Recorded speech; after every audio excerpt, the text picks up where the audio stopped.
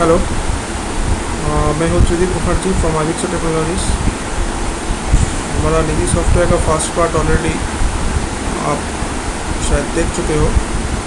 तो अभी आज हम दे रहे हैं इसका सेकेंड पार्ट का जो डेमो है। ठीक है, कंप्लीट डेमो आज आपको दिखा देंगे। पहले master section, enter master section, enter member section, enter deposit section, enter saving section आप लोग फर्स्ट पार्ट में देख चुके हो। अभी कंटिन्यूएशन के लिए हम सेविंग सेक्शन से शुरू करते हैं। ठीक है,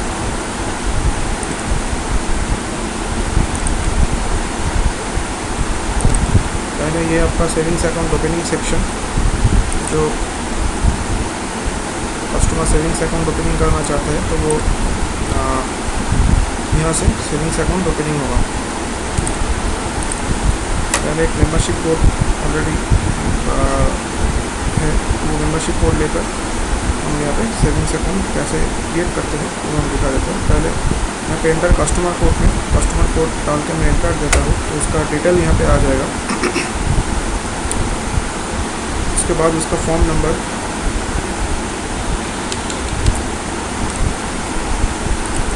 account type savings,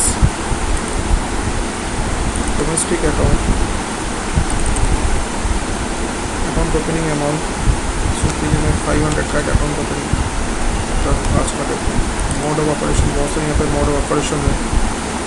mode operation में सेल्फ करता हूँ, या फिर आप joint by any of our survivors, बहुत सारे कुछ मोड ऑफ ऑपरेशन है तो आप यहाँ पे आप चूज़ कर सकते हो। पहले मोड ऑफ ऑपरेशन सेल्फ करा देते हैं। उसके बाद नॉमिनी, अगर अकाउंट ओपनिंग का कुछ नॉमिनी होता है तो नॉमिनी नेम इसका रिलेशन यहाँ पे डालना होगा। ठीक है, अगर जॉइंट अकाउंट होगा जॉइंट अकाउंट का यहाँ पे खुद का फोटो यहाँ पे ऑटोमेटिक आ जाएगा। अगर मेंबरशिप में फोटो अपडेट है तो यहाँ पे जॉइंट का फोटो, मतलब जॉइंट अकाउंट होल्डर जो होगा उसका फोटो यहाँ पे डालना होगा। तो ऑटोमेटिक दोनों सिग्नेचर यहाँ पे डालना होगा। पेमेंट मोड कैश, ठीक है।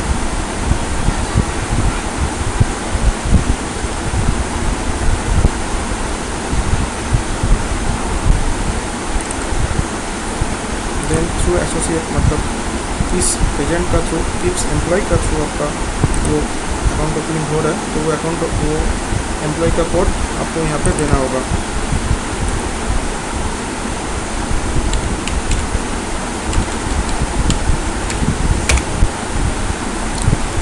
उसके बाद मैं यहाँ पे उसको सेव करता हूँ।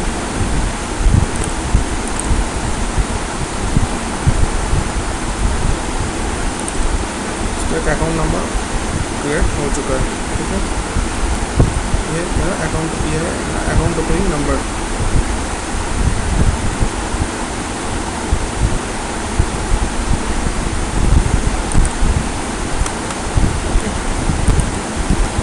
आफ्टर दैट अगर इसी अकाउंट में कुछ डिपॉजिट और विड्रॉल होगा तो ये यहाँ से ही हो जाएगा।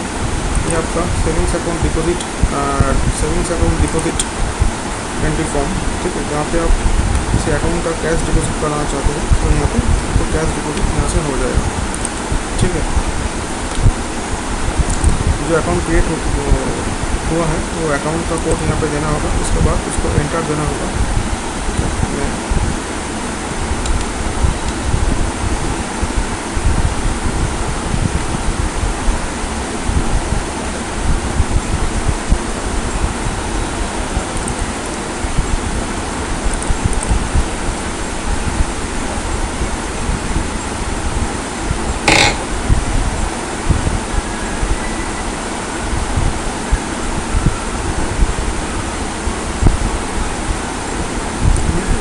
यहाँ से एक अकाउंट ले लेता हूँ।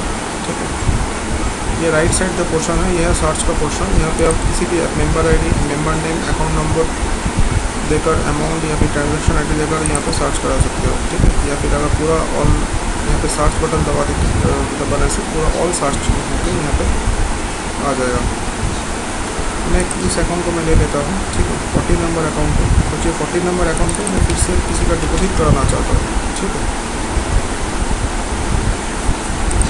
क्या होगा, यहाँ पे जो अकाउंट नंबर होगा तो अकाउंट नंबर डाल के यहाँ पे एंटर देना होगा, ठीक है। उसका डिटेल आ जाएगा, अगर उसका फ़ोटो अपडेट है तो सिग्नेचर अपडेट है तो यहाँ पे ऑटोमेटिक आ जाएगा, ठीक है। और नीचे लास्ट 10 जो ट्रांजेक्शन होगा, लास्ट 10 ट्रांजेक्शन आपको यहाँ पे दिखा देगा, ठीक है। इसके बाद सोचिए मैं यहाँ पे इसी अकाउंट का मैं इसका बैलेंस है 500, ठीक है। अगर मैं इसका नेक्स्ट 500 इसका डिपॉजिट करना चाहता हूँ, ठीक है, तो यहाँ पे ऑटोमेटिक डिपॉजिट अमाउंट में 500 चला गया और बैलेंस में तो 1000 आ गया, ठीक है। उसके बाद payment mode by default cash ही होगा यहाँ पे, और ट्रांजैक्शन बाई यहाँ पे आपको सेल्फ लिखना है, कोई खुद का ट्रांजैक्शन होगा। मैं यहाँ पे उसको सेव करता हूँ, ठीक है। सेव करने से क्या होगा, उसका खाते में अकाउंट डिपॉजिट हो जाएगा 1000 का, ठीक है। ये सेव हो गया, ठीक है। ऑटोमेटिक आप अगर उसको डिपॉजिट कराना चाहते हैं तो ऑटोमेटिक यहाँ पे सेविंग्स अकाउंट डिपॉजिट हो गया। अगर विड्रॉल कराना चाहते हैं तो ऑटोमेटिक यहाँ से विड्रॉल भी करा सकते हो, ठीक है। यहाँ पे विड्रॉल अमाउंट, जितना विड्रॉल अमाउंट आपको देना है, सोचिए मैं 200 का यहाँ पे विड्रॉल करना चाहता हूँ तो ऑटोमेटिक 200 यहाँ पे 200 लिखा तो ऑटोमेटिक बैलेंस अमाउंट 800 शो हो गया, ठीक है। और उसके बाद मैं उसको सेव करता हूँ तो क्या होगा, उसको ऑटोमेटिक सेव हो जाएगा वो, ठीक है। उसके बाद आता है उसका, अगर आपको उसका पासबुक अपडेट कराना है तो मैं उसका पासबुक अपडेट यहाँ पे कर सकता हूँ। देखिए यहाँ पे नीचे न्यूली अकाउंट ओपनिंग हो गया, 500 का अकाउंट ओपनिंग था। मैंने अभी उसको कैश डिपॉजिट किया अभी उसको मैंने कैश डिपॉजिट किया 500 का तो 1000 बैलेंस आ गया। फिर 200 का मैंने कैश विड्रॉल किया तो यहाँ पे 800 मेरा बैलेंस शो हो गया। और पासबुक का यहाँ पे आपको प्रिंट कराना है तो पासबुक का ये है, पासबुक का आपका एक पासबुक का फ्रंट पेज होता है, एक पासबुक का आपका ट्रांजैक्शन पेज होता है, ठीक है। ये है पासबुक का आपका फ्रंट पेज का प्रिंट।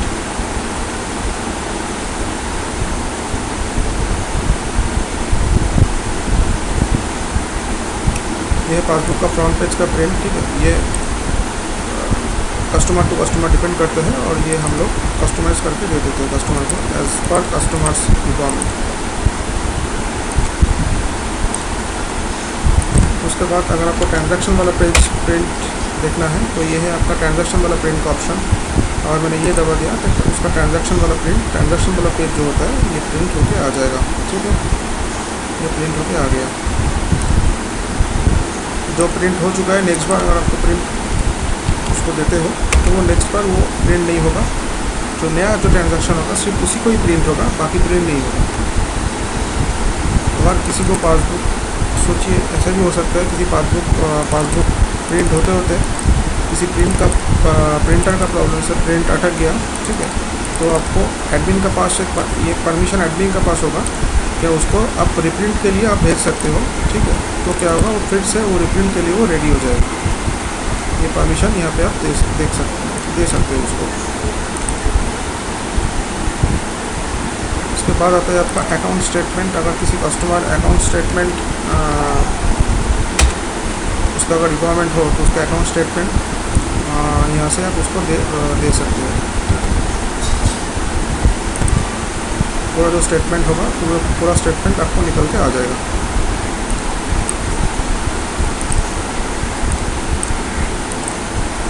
ये हो गया आपका सेविंग का पार्ट, ठीक है। उसके बाद आता है आपका रिफ़ंड सेक्शन। रिफ़ंड सेक्शन का मतलब होता है आपका मैच्योरिटी और प्री मैच्योरिटी, ठीक है। तो रिफ़ंड सेक्शन यहाँ पे आपको 3 स्टेप से इसका मैच्योरिटी होता है, ठीक है। अगर सिंपल अगर ये मैच्योरिटी होगा तो पहले एक स्टेप कम हो जाएगा, क्योंकि पहले जो एंट्री है यह है maturity claim entry. Maturity claim entry का मतलब होता है सोचिए जिस कस्टमर का मैच्योरिटी होगा तो पहले उसको कस्टमर को मैच्योरिटी पहले क्लेम करना होगा, ठीक है। अगर customer full installment paid already कर चुका है, ठीक है, तो क्या होगा, ऑटोमेटिक आपको क्लेम एंट्री नहीं करना होगा। तो ऑटोमेटिक क्लेम एंट्री में ऑटोमेटिक उसका जो पॉलिसी नंबर है ऑटोमेटिक वो क्लेम पे चला आएगा, ठीक है।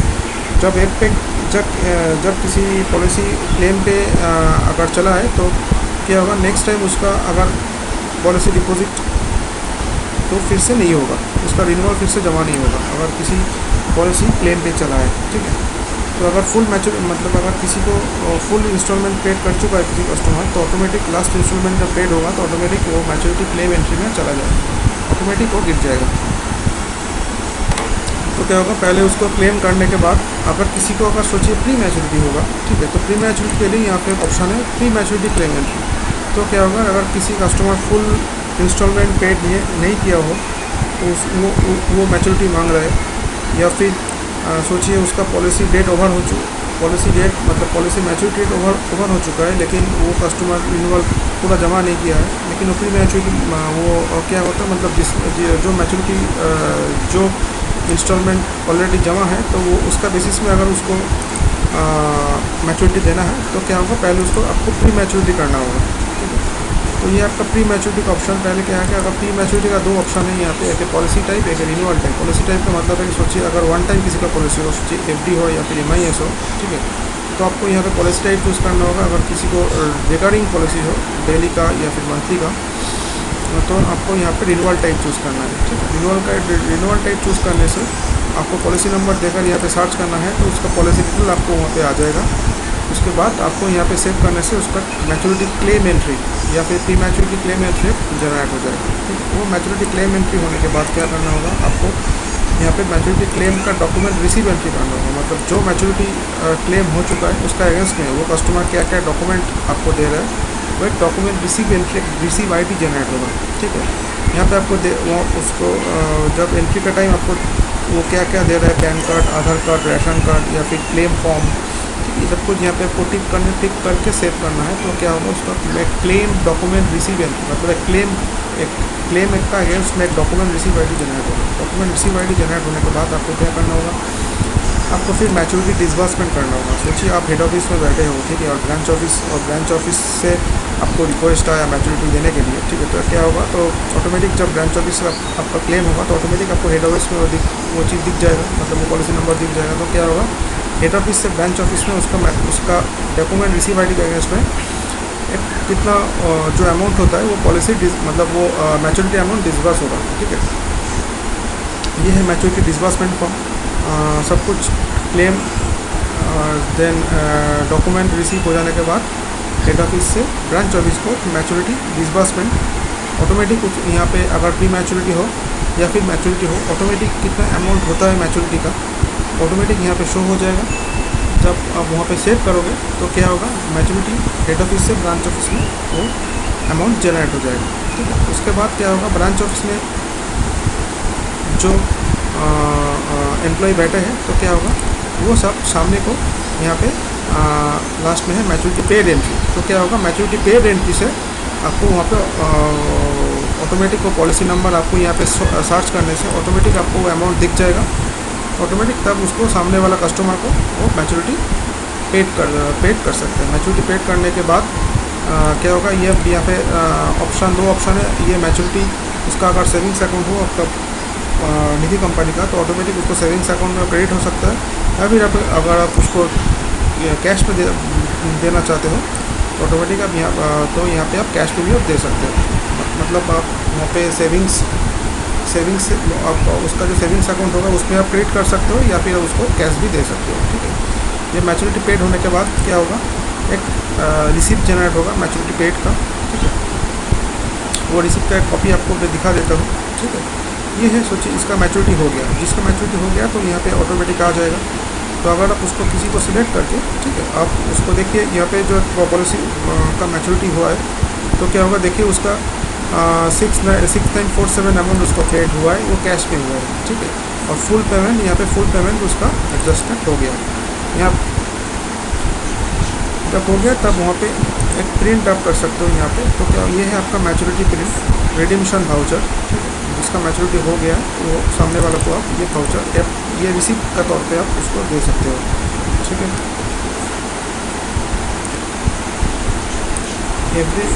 आप जितना आप यहाँ पे प्रिंट देख रहे हो तो सब रिसिप्ट अगर कस्टमर के हिसाब से हम उसको चेंज करके देते हैं। मतलब हर एक कस्टमर का हर एक रिक्वायरमेंट होता है, उसका बेसिस पे हम लोग इसको चेंज हो सकते हैं। ये हो गया आपका मैच्योरिटी का पार्ट। ये पूरा प्रोसेस कंप्लीट होने के बाद जब आप उसको मैच्योरिटी होने के बाद क्या होगा, आपका जो जो अमाउंट आपका निधि कंपनी से उसके पास जाएगा, क्या होगा, तो ऑटोमेटिक आपका जो अकाउंट से वो डेबिट हो जाएगा और उसके अकाउंट में क्रेडिट हो जाएगा।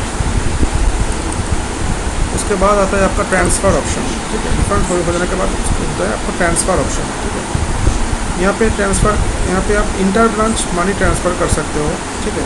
मतलब सोचिए आप एक हेड ऑफिस से किसी ब्रांच ऑफिस को आप पैसा भेज सकते हो, ठीक है, या फिर ब्रांच ऑफिस से हेड ऑफिस में आप पैसा वो भेज सकते हैं। ये है इंटर ब्रांच मनी ट्रांसफ़र। क्या होगा, ये फ्रॉम ब्रांच टू ब्रांच, मतलब जिस ब्रांच से आप जिस ब्रांच क्या सोचिए एक ब्रांच है, इस ब्रांच से क्या करते हो, इसका ब्रांच का ऑटोमेटिक जो कैश इन हैंड है, मतलब ये जो बैलेंस यहाँ पे दिखा रहा है ये है कैश इन हैंड, मतलब इसके पास 9792.6 उसके पास बैलेंस है, ठीक है। वो बैलेंस से आप सोचिए मैं दूसरा ब्रांच को हेड ऑफिस में मैं पैसा भेज सकते हैं, ठीक है। कितना अमाउंट आप मैं वहाँ पे ट्रांसफ़र करना चाहता हूँ, ये अमाउंट यहाँ पे देना होगा, ठीक है। फिर आपको रिमार्क्स लिखना होगा, फिर अब ट्रांसफ़र करने से वो ब्रांच ऑफिस में वो ट्रांसफ़र हो जाएगा, ठीक है। ट्रांसफ़र होने के बाद क्या करना होगा, वो जो आपका ब्रांच ऑफिस में जो एम्प्लॉय बैठे हैं तो यहाँ पे उसको ब्रांच का रिसीव करना होगा, मतलब जो पेमेंट ट्रांसफ़र होके आपका ब्रांच में आए हैं, यहाँ पे क्या होगा, आपको उसको रिसीव करना होगा, तो आपको यहाँ पे ब्रांच रिसीव हो जाएगा, ठीक है। ऐसे ब्रांच ट्रांसफ़र ब्रांच रिसीव आप यहाँ पे कर सकते हो, ठीक है। ये होने के बाद मैं आता हूँ लोन सेक्शन पे, ठीक है। लोन सेक्शन में क्या है, लोन सेक्शन में हम लोग पहले क्या करना होगा, पहले लोन आपको रिक्वेस्ट करना होगा फॉर एवरी लोन, ये पर्सनल लोन हो या फिर गोल्ड लोन हो या फिर मॉर्गेज लोन हो, सभी लोन का प्रोसेस एक ही है। पहले आपको क्या करना होगा, आपको पहले लोन रिक्वेस्ट करना होगा, ठीक है। लोन रिक्वेस्ट मैं एक लोन रिक्वेस्ट करता हूँ, आपको एक लोन रिक्वेस्ट करके मैं आपको दिखाता हूँ। मेरे पास एक मेंबरशिप है, तो मेंबरशिप में पहले मैं यहाँ पे मेंबरशिप में पहले सर्च कर लेता हूँ, ठीक है।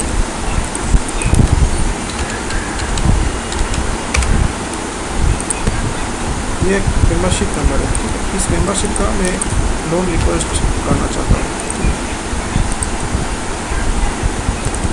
ये है लोन रिक्वेस्ट एंट्री फॉर्म, ये है लोन रिक्वेस्ट एंट्री फॉर्म। इसमें मैं उस मेंबरशिप को डाला, एंटर दिया, उसका डिटेल आ गया, ठीक है। उसके बाद यहाँ पे बहुत सारा ऑप्शन होगा, आप मंथली लोन लेना चाहते हैं या फिर डेली लोन लेना चाहते हैं या फिर वीकली लोन लेना चाहते हैं, ठीक है। हर एक का ऑप्शन होगा। मैं इसका एक मंथली लोन मैं करता हूँ, ठीक है। लोन अमाउंट सोचिए 50,000 का एक लोन यहाँ पे लेना चाहता हूँ, ठीक है। यहाँ पे पूरा डिटेल्स यहाँ पे भरना होगा आपको, सोचिए उसका पर्सनल इनकम क्या है, उसका प्रोफेशन क्या है,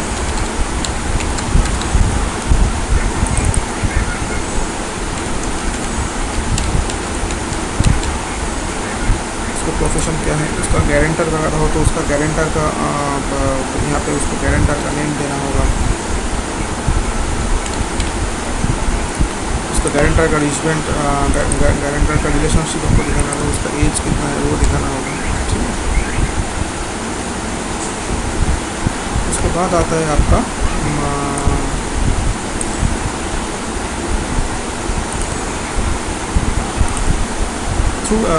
थ्रू एसोसिएट, मतलब किस एसोसिएट का थ्रू हम उसको ज्वाइन करा रहे हैं, मतलब किस एम्प्लॉय वो लोन लेके आ रहे हैं, उस एम्प्लॉय का कोड यहाँ पे देना होगा।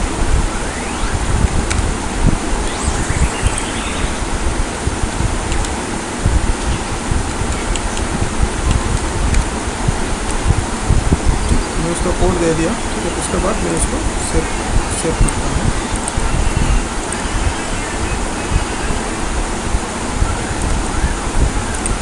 ये लोन सेव हो गया, ठीक है, मतलब इसका लोन रिक्वेस्ट सेव हो गया। लोन रिक्वेस्ट सेव होने के बाद मैं यहाँ पे सर्च कर लेता हूँ। देखिए मेरे ऊपर में मेरा एक लोन रिक्वेस्ट का यहाँ पे आ गया, प्रोसेस बोल के लिखा आ गया। यहाँ पे येलो कलर का एक सिग्नल दे दिया, ठीक है, मतलब ये प्रोसेस हुआ है, ठीक है, लेकिन अभी तक उसको अप्रूव नहीं हुआ है, मतलब एक्टिव नहीं हुआ है। तब क्या करना होगा, जो एडमिन में बैठा है, ठीक है, ये एडमिन का काम है, ठीक है। इस प्रोसेस को आपको एक्टिव करना है, सब कुछ चेक करके उसका डिटेल वगैरह सब कुछ चेक करके जो लोन किसी एप्लीकेशन के टाइम पे लगते हैं, ठीक है, सब कुछ चेक करके हम उसको लोन अप्रूव यहाँ पे मैं कर देता हूँ, ठीक है। ये लोन मेरा अप्रूव हो गया, ठीक है।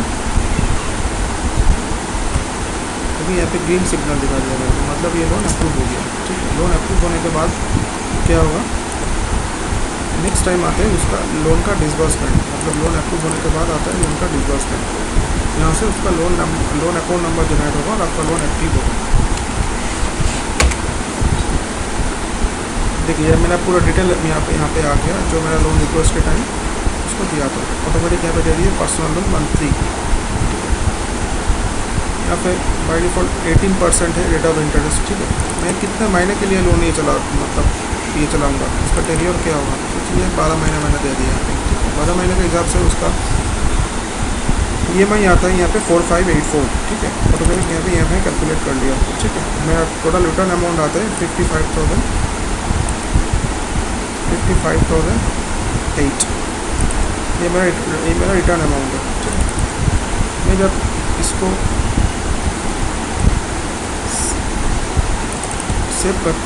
अगर मैं उसको सेव करूँगा, सेव करने के बाद क्या होगा, उसका एक लोन नंबर जनरेट हो जाएगा। देखिए ये मेरा एक लोन नंबर जनरेट हो गया है, ठीक है। EPL 000815। हम लोगों का हर एक का जितना अकाउंट नंबर जनरेट होगा, सोचिए उसका पॉलिसी नंबर हो या फिर लोन नंबर हो या फिर सेविंग्स अकाउंट नंबर हो, तो यहाँ पे जो ब्रांच कोड है, यहाँ पे मेरा हम लोग का ब्रांच कोड मतलब ब्रांच कोड मेंटेन होता है। क्या होता है तो क्या होगा, तो हर एक नंबर देख के बैंक ऑटोमेटिक पहचान सकते हैं तो उसका कौन ब्रांच से ये लोन हुआ है। मैं इसको ओके कर देता हूँ। इसके बाद और एक प्रोसेस होगा, ये लोन आपका अप्रूव हो गया, मतलब ये लोन आपका डिसबर्स के लिए रेडी हो गया, लेकिन अभी तक डिसबर्स नहीं, मतलब अभी तक पेमेंट कस्टमर के पास नहीं पहुंचा है, ठीक है। उसको पेमेंट करने के लिए उसके बाद आता है एक प्रोसेस, मतलब यहाँ पे ऑटोमेटिक जब स्टार्ट किया तो ऑटोमेटिक प्रोसेस बोल के मेरा लिखा आ गया, तब प्रोसेस को अभी एक्टिव, मतलब अभी उसका लोन अकाउंट नंबर जनरेट हो गया है। लोन अकाउंट नंबर जनरेट होने के बाद अभी उसको मेरे को अमाउंट पेमेंट करना है सामने वाला कस्टमर को। मैंने इसको प्रोसेस किया, do you want to active the payment for this loan account. अगर मैंने उसको येस किया, ठीक है, तो क्या होगा, देखिए यहाँ पे मेरा एक प्रोसेसिंग फ़ीस है 0.90%, तो इसका हिसाब से मेरा 450 मेरा प्रोसेसिंग फ़ीस चला गया, ठीक है। वो 50,000 से 450 करके जितना अमाउंट होता है, ठीक है, वो अमाउंट और एक अमाउंट होता है स्टाम्प ड्यूटी करके, तो स्टाम्प ड्यूटी के 100 रुपीज़ कट के तो 450 प्लस 100 मतलब 550 कट के यहाँ पे जो अमाउंट हो गया, तो ये अमाउंट उसको डिसबर्स किया जाएगा। कौन सा मोड पे डिसबर्स किया जाएगा, कैश, चेक, DD और बैंक ट्रांसफ़र, ये मोड पे आप यहाँ पे चेंज कर सकते हो, ठीक है। अगर बैंक ट्रांसफ़र हुआ तो डायरेक्टली आपका बैंक से जाएगा, मतलब आपका बैंक बुक में इफेक्ट आपको शो हो जाएगा। अगर कैश होगा तो आपको इनकम एक्सपेंस का चला जाएगा, ठीक है। मैं बाई डिफ़ॉल्ट यहाँ पे कैश कर लेता हूँ। कौन सा डेट पे ये लोन जाएगा, ये डेट बाई डिफ़ॉल्ट आज का डेट है, ठीक है। बाई डिफ़ॉल्ट मैं आज का डेट दे देता हूँ, ठीक है। उसके बाद क्या होगा, अब मैं उसको सेव करूँगा। इसके बाद मैं इसको ओके कर देता हूँ कि सब कुछ ठीक ठाक है। उसके बाद मैं उसको सबमिट करता हूँ। यहाँ पे एक सबमिट बटन है, मैं उसको ये सबमिट बटन है, मैं उसको सबमिट करता हूँ।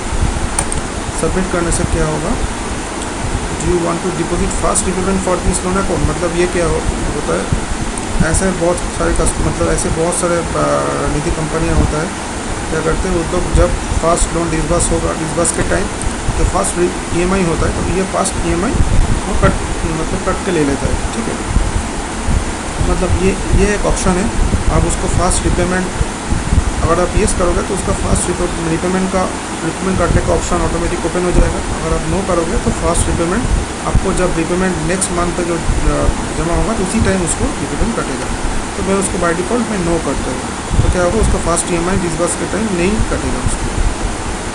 तो मैंने नो कर दिया। This loan is activated now, मतलब ये लोन अभी एक्टिवेटेड हो गया। देखिए यहाँ पे ये लोन है, तो यहाँ पे मेरा ग्रीन सिग्नल दिखा दिया उसका, मतलब उसका लोन अप्रूव हो गया। क्या होगा, मैं अभी इसी लोन कोड को मैं कॉपी कर लेता हूँ, ठीक है। उसके बाद मैं चला आता हूँ आपका लोन सेक्शन का जो है रिपेमेंट एंट्री में, ठीक है। ये रिपेमेंट एंट्री क्या है, तो जब लोन डिसबर्स हो गया तो हर महीने उसका ईएमआई कटेगा, ये ईएमआई जमा करने का ऑप्शन। ठीक है, मैंने इसको लोन अकाउंट नंबर दे दिया, लोन अकाउंट नंबर डाल के यहाँ पे मैंने एंटर दे दिया, उसका डिटेल यहाँ पे आ गया। यहाँ पे एक मतलब एक पॉपअप ओपन हुआ है, तो do you want to check current statement आप चेक कर सकते हो। अगर आप येस करोगे उसका अगर कुछ ईएमआई जमा हो तो यहाँ पे ऑटोमेटिक आपका पूरा डिटेल यहाँ पे शो हो जाएगा। बाय डिफ़ॉल्ट इसका रिपेमेंट अमाउंट है 4584। एक ईएमआई जमा करके आप लोगों को मैं दिखा देता हूँ। ठीक, रिपेमेंट ये है, रिपेमेंट डेट आज का डेट में रिपेमेंट होगा। ठीक है, ये जो रिपेमेंट जमा होगा ये आप कैश से कर सकते हो, चेक डीडी से कर सकते हो, ट्रांसफ़र फ्रॉम सेविंग्स अकाउंट, ये ट्रांसफ़र फ्रॉम ऑटोमेटिक जो उसका आपका निधि कंपनी का जो सेविंग्स अकाउंट है तो ऑटोमेटिक कस्टमर का सेविंग्स अकाउंट से वो डेबिट हो जाएगा, या फिर आप बैंक ट्रांसफ़र हो जाएगा। ठीक है, तो बाई डिफ़ॉल्ट मैं उसको कैश ही रखता हूँ। ठीक है, कैश करके मैं उसको सेव कर देता हूँ। ठीक है, तो उसका फास्ट ईएमआई उसका जमा हो जाएगा। Data successfully save, repayment number, उसका रिपेमेंट नंबर आ गया। ठीक है, अगर आप नेक्स्ट ईएमआई उसको जमा करना चाहते हो, ठीक है, तो नेक्स्ट ईएमआई जब जमा करोगे तो क्या होगा, उसका स्टेटमेंट आपको राइट साइड में शो हो जाएगा। मतलब उसका एक स्टेटमेंट है तो वो स्टेटमेंट राइट साइड में आपको शो हो जाएगा। ठीक है, ऐसे करके आप उसका ईएमआई 1-2 करके ईएमआई हो सकते हैं। अगर एक करके ईएमआई जमा कर सकते हो, या फिर अगर वो एक साथ 10 ईएमआई या फिर 5 ईएमआई वो जमा करना चाहते हैं, वो भी आप यहाँ पे कर सकते हो। ठीक है, और ये जो ईएमआई चलता है ये जो बैंक का जो पॉलिसी है, मतलब वो डिक्रीजिंग इंटरेस्ट में, और ऐसे ही वो चलेगा। मतलब जब आप 2 या फिर 3 या फिर 5 ईएमआई एक साथ आप दे दोगे तो नेक्स्ट टाइम क्या होगा आपका, तो नेक्स्ट ईएमआई डेट पे आपका इंटरेस्ट कम होगा। ठीक है, और अगर आप आप मिस हो गया, ठीक है, किसी का ईएमआई मिस हो गया तो क्या होगा, नेक्स्ट टाइम जब पेमेंट करोगे तो आपको इंटरेस्ट ज़्यादा पेमेंट करना पड़ेगा। उसका मतलब आपका जो इंटरेस्ट होगा तो इंटरेस्ट आपको ज़्यादा हो जाएगा। ठीक है, और आपका एक लेट फाइन भी लगेगा। तो ऐसे ही प्रोसेस में ऑटोमेटिक वो जाएगा।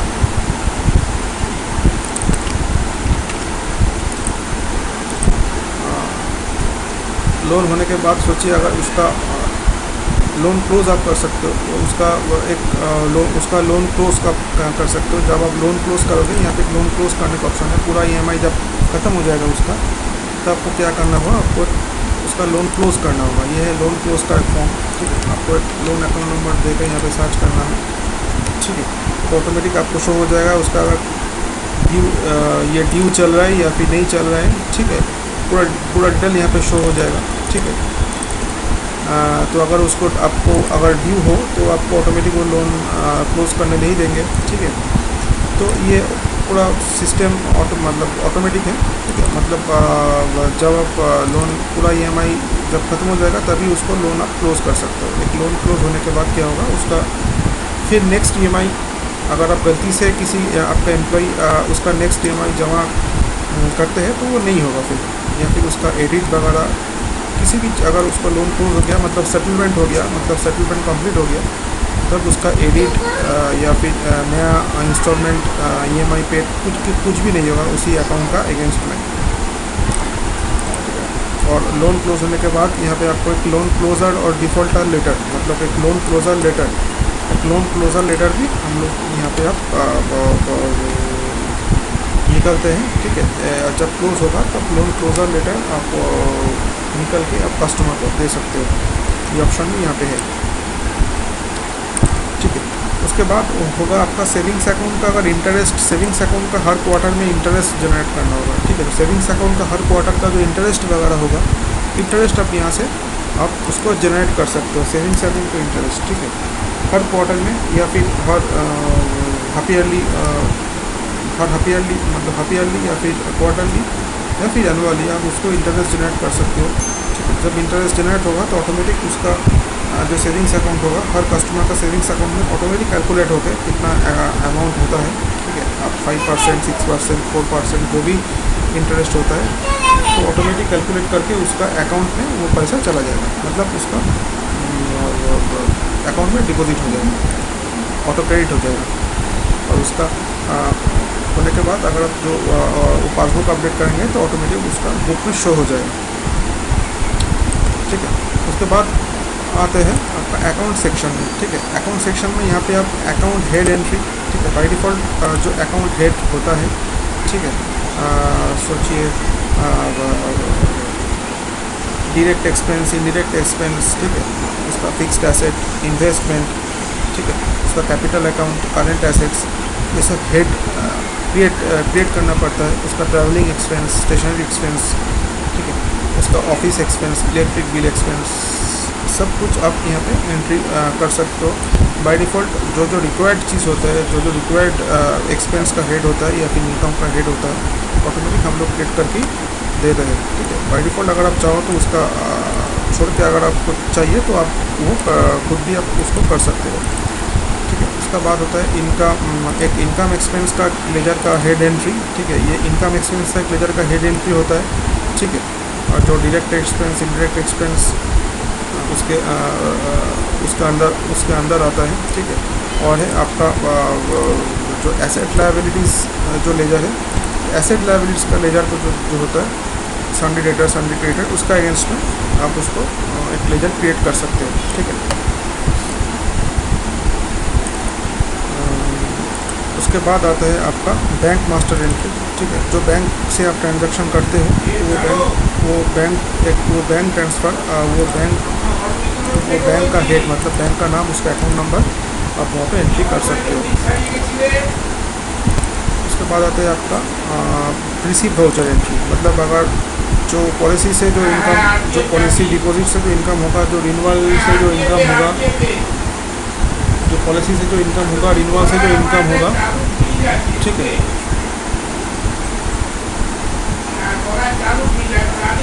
जो पॉलिसी से जो इनकम होगा और रिन्यूअल से जो इनकम होगा, ठीक है, तो ऑटोमेटिक क्या होगा, वो आपका रिसीव वाउचर मतलब या कोई इनकम में ऑटोमेटिक आ जाएगा।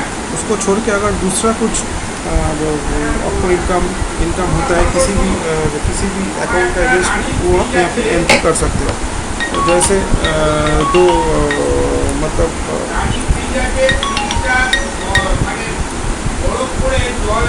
जो जैसे अकाउंट में होता है, ठीक है, डेबिट क्रेडिट, ठीक है, तो इसी का मतलब ऐसे ही करके यहाँ पे एंट्री होगा। ये है आपका पेमेंट वाउचर। ठीक है, पेमेंट वाउचर में जो आपका सैलरी, जो आप सैलरी पेड करोगे, ठीक है, या फिर जो आपका डेली का एक्सपेंस होगा, आपका डेली का भी एक्सपेंस होगा, ठीक है, आप रेंट, आप ऑफिस का रेंट पकड़ लो, आप डेली चाय पानी का खर्चा पकड़ लो, ठीक है, आप इलेक्ट्रिक एक्सपेंस पकड़ लो, तो सब एक्सपेंस आप यहाँ से एंट्री कर सकते हो पेमेंट वाउचर से। ठीक है, बैंक डिपॉजिट एंड विड्रॉल। ठीक है, बैंक डिपॉजिट विड्रॉल आप यहाँ से कर सकते हो। सोचिए अगर किसी ब्रांच या किसी पकड़ लो कि किसी ब्रांच सोचिए आपको दूसरे ब्रांच में पैसा भेज सकते हैं, ये ब्रांच ट्रांसफ़र से भी कर सकते हैं, या फिर क्या होता है, सोचिए उसका बैंक में वो पैसा डिपॉजिट किया और अब बैंक से किसी ने पैसा मतलब जो बैंक और दूसरा ब्रांच क्या किया, वो बैंक से विड्रॉल किया। ठीक है, यह बैंक डिपॉजिट विड्रॉल से भी कर सकते हो, ये आपकी मर्ज़ी है। ठीक है, तो क्या होगा, यहाँ पे बैंक डिपॉजिट, बैंक विड्रॉल, यह फॉर्म है। ठीक है, जब ये मेंटेन करने से क्या होगा, आपको जो सॉफ्टवेयर से जो बैंक बुक होगा, ये बैंक बुक आपका बैंक से मैच हो जाएगा। ठीक है,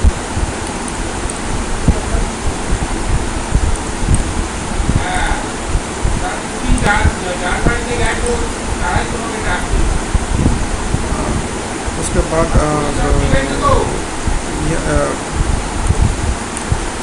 ये आपका ब्रांच का इनकम एक्सपेंस शीट।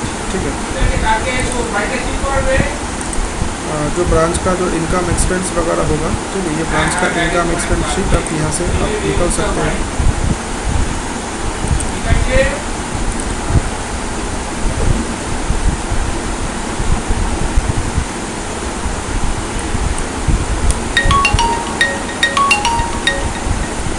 ये आपका ब्रांच इनकम एक्सपेंस शीट। ठीक है, यहाँ पे हर एक हेड के अगेंस्ट में, ठीक है, जो ब्रांच का इनकम एक्सपेंस होगा हर एक हेड में आपको यहाँ पे दिखा देगा। अगर आप किसी का हेड का आप उसका डिटेल में देखना चाहते हो, ठीक है, सोचिए डिपॉजिट अकाउंट के अंदर 8 डे डिपॉजिट है, ठीक है, तो 8 डे डिपॉजिट में डिटेल देखना चाहते हो, अगर मैं उसको डबल क्लिक किया क्या होगा, तो किस अकाउंट का अगेंस्ट में ये पैसा पूरा डिपॉजिट हुआ, तो हर एक का डिटेल आपको यहाँ पे शो हो जाएगा, ठीक है। तो ये सब कुछ आप यहाँ से आप देख सकते हो। अगर आप चाहो तो इसका प्रिंट भी यहाँ से आप निकल सकते हो, ठीक है, ये प्रिंट भी आप उसको आप यहाँ से निकल सकते हो, ठीक है, सब कुछ आप यहाँ पे ये इनकम एक्सपेंस आप कर सकते हो। ये आपका डिटेल इनकम एक्सपेंस है आपका ब्रांच का, ठीक है, ये प्रिंट भी आप यहाँ से निकल सकते हो, हर एक प्रिंट आप यहाँ से निकल सकते हो।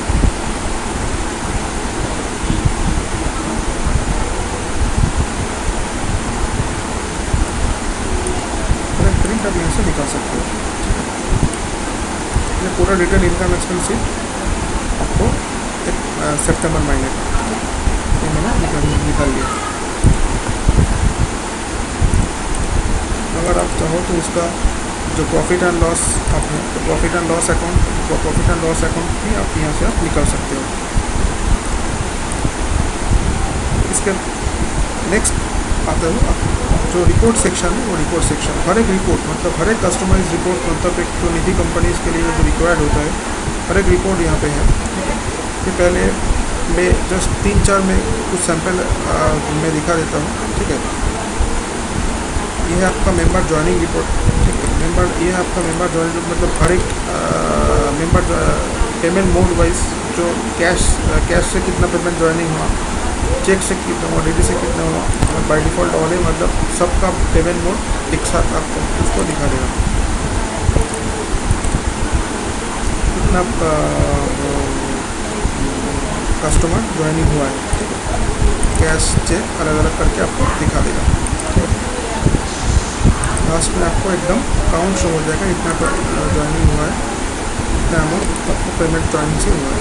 क्या होगा, हर एक रिपोर्ट से आप हर एक रिपोर्ट निकल के आपको इनकम एक्सपेंस जो शीट है उसके साथ आप चेक मतलब क्रॉस चेक करा लेना, मतलब ये सही है कि गलत है।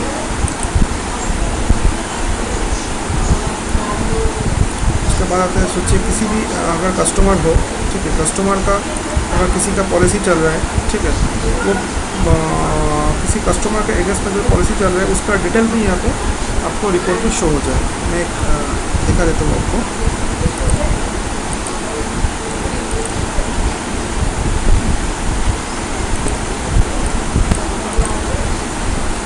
ये कस्टमर का सोचिए ये एक आरटी पॉलिसी है, ठीक है, सोचिए ये इसका एक पॉलिसी अगर 2 पॉलिसी 3 पॉलिसी किसी का हो तो हर एक पॉलिसी का अलग अलग करके आपको कितना इंस्टॉलमेंट जमा हुआ है, ठीक है, ये पूरा डिटेल आपको यहाँ पे दिखा देगा।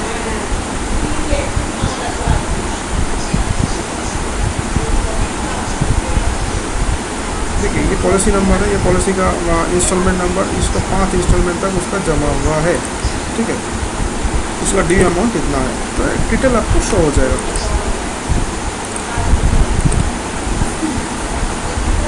देन उसका ऑटोमेटिक उसका लोन का अगर किसका लोन चल रहा है तो उसका भी डिटेल यहाँ पे दिखा देगा। डिपॉजिट सेक्शन पे यहाँ पे मैं एक सिंपल रिपोर्ट दिखा देता हूँ, यहाँ पे बिजनेस रिपोर्ट, ठीक है, ये बिजनेस रिपोर्ट में क्या होगा, आपको किसी महीने का या फिर किसी डे का, ठीक है, कितना या फिर किसी साल का, ठीक है, 1 साल का कितना डिपॉजिट हुआ है उसका एक डिटेल अलग अलग पॉलिसी टाइप का अगेंस्ट, अगर एफडी हो, आरडी हो या फिर डेली हो या फिर रिन्यूअल हो, अलग अलग करके आपको दिखा देगा।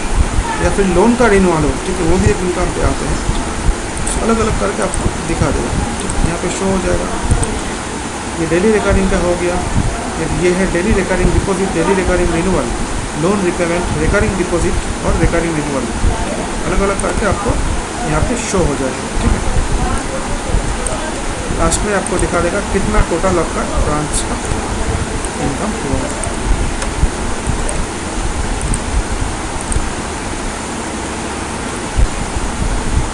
ऐसी ही आपको डिपॉजिट टाइप हो इस बिजनेस रिपोर्ट, और सोचिए किसी डिपॉजिट टाइप के बेस में, मतलब fix deposit, recurring deposit, daily recurring deposit, monthly income scheme, all repayment, all all renewal, all repayment and all. ठीक है, अगर किसी का ऊपर आप देखना चाहते हो वो भी आपको दिखा देगा। ठीक है, सोचिए मैं डेली रिकरिंग डिपॉजिट का देखना चाहता हूँ कितना हुआ है। ठीक है, policy type, payment mode, cash, cheque, अलग अलग करके मैं ऑल कर देता हूँ बाय डिफॉल्ट यहाँ पे।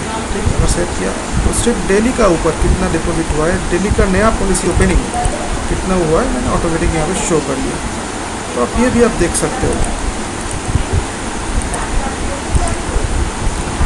ठीक है, ऑटोमेटिक रिन्यूअल रिपोर्ट, रिन्यूअल का branch wise renewal due report, associate wise due report, team का कितना ड्यू है, अपकमिंग कितना आपका ब्रांच का अपकमिंग रिन्यूअल कितना है। ठीक है, सिर्फ एक मतलब सिर्फ अगर किसी एम्प्लॉय का अगर किसी ने पॉलिसी उठाया तो उस एम्प्लॉय का अगेंस्ट में कितना अपकमिंग होता है, तो हर एक रिपोर्ट आप यहाँ पे चेक कर सकते हो। मैं एक ब्रांच रिन्यूअल ड्यू रिपोर्ट आपको दिखा देता हूँ।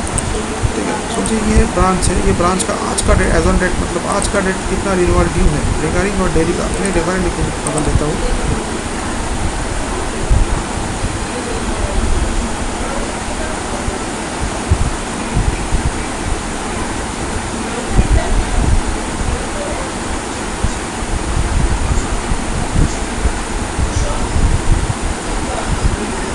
देखिए शो हो गया कितना ड्यू है। ठीक है, सिर्फ आरडी का, किसी ब्रांच का।